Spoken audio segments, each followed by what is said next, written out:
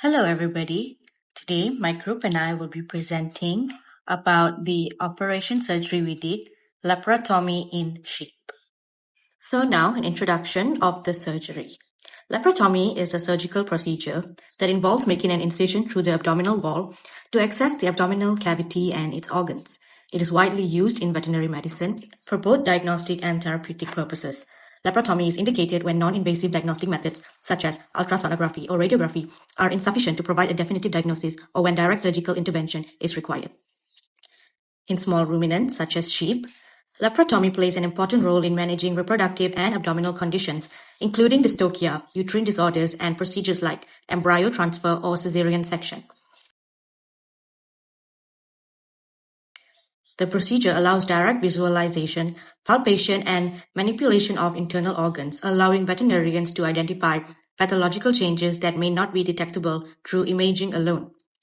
Exploratory laparotomy can help identify underlying causes of disease, obtain biopsy samples, and simultaneously provide treatment when abnormalities are found.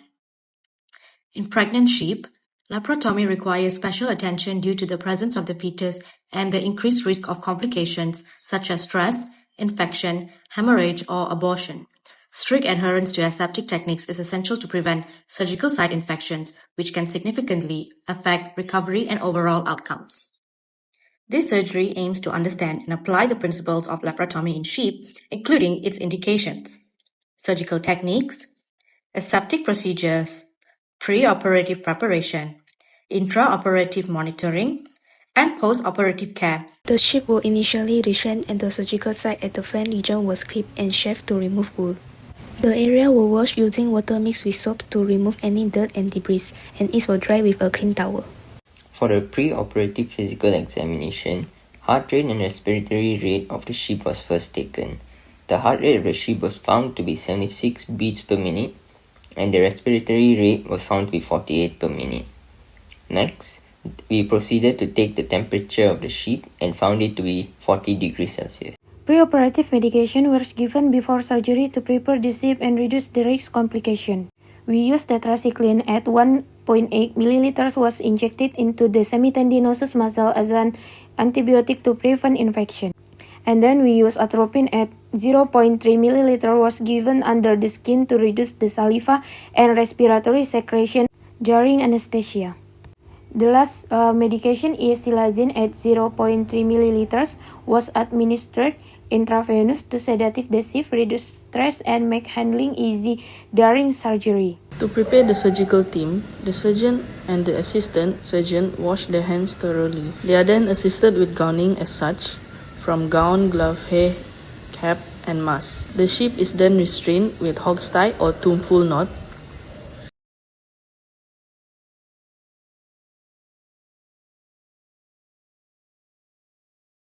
And then carried to the surgery table positioned on right recumbency. Alcohol is applied from the center of the intended incision site and moved outward in a circular motion. This step removes dirt, grease, and microorganisms from the skin surface. The iodine is also applied from the center of the surgical field toward the periphery using a circular motion. The center area should not be touched again with the same swab after moving outward to avoid recontamination. A lidocaine line block was then performed along the panlaparotomy incision. Lidocaine was infiltrated subcutaneously and along the tissue layers of the incision site to provide local analgesia and reduce pain during surgery. After administration, several minutes were allowed for the anesthetic to take effect before the skin incision was made. During the procedure, topical lidocaine was also applied to exposed tissues when necessary to provide additional local pain control and reduce tissue sensitivity during manipulation or if the sheep showed signs suggesting inadequate analgesia. The response to anesthesia was also assessed continuously to maintain adequate pain control throughout the surgery. After administration of local anesthesia and confirmation of adequate analgesia at the surgical site, the skin incision was made to the abdominal cavity while minimizing tissue trauma and bleeding. Following the skin incision, sharp and blunt dissection techniques were used to separate the underlying subcutaneous tissue and muscle layers. Each muscle layer was carefully separated according to its fiber direction to facilitate safer entry into the abdominal cavity. Once the muscle layer and peritoneum were identified, the peritoneum was carefully elevated with forceps to avoid accidental injury to internal organs. A small incision was then made into the peritoneum using scissors, allowing controlled entry into the abdominal cavity. The incision was gradually extended to provide sufficient surgical exposure for the laparotomy procedure while maintaining aseptic technique throughout the procedure. At this stage, abdominal exploration was performed after the abdominal cavity had been opened. The intestines and surrounding abdominal organs were carefully visualized to observe their color, position, and overall condition. Gentle palpation was then carried out to detect any abnormalities such as detention, adhesions, discoloration, fluid accumulation, or abnormal masses. This exploration procedure is important to evaluate the internal organs and identify possible pathological changes before proceeding to the closure of the abdominal wall. After completing the laparotomy procedure, the abdominal wall is closed, beginning with the muscle layer. In this step, a simple interrupted suture pattern is used.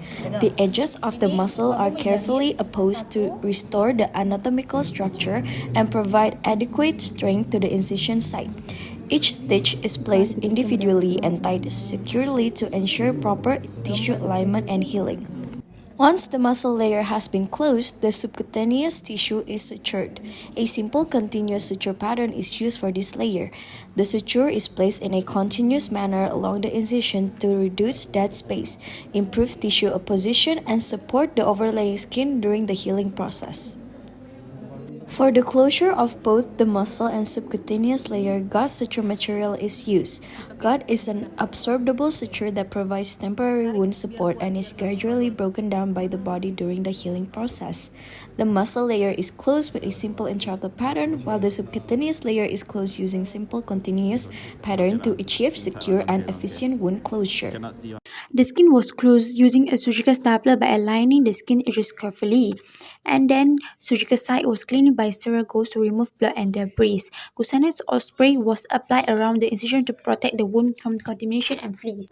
BB received meloxicam to manage pain and inflammation following surgery. On day 3 and day 6, she received additional treatments, including meloxicam, oxytetracycline to prevent infection, and biodin as a multivitamin support. Vital signs and wound condition were monitored daily through recovery. Glucosinate spray was applied every day to protect the wound.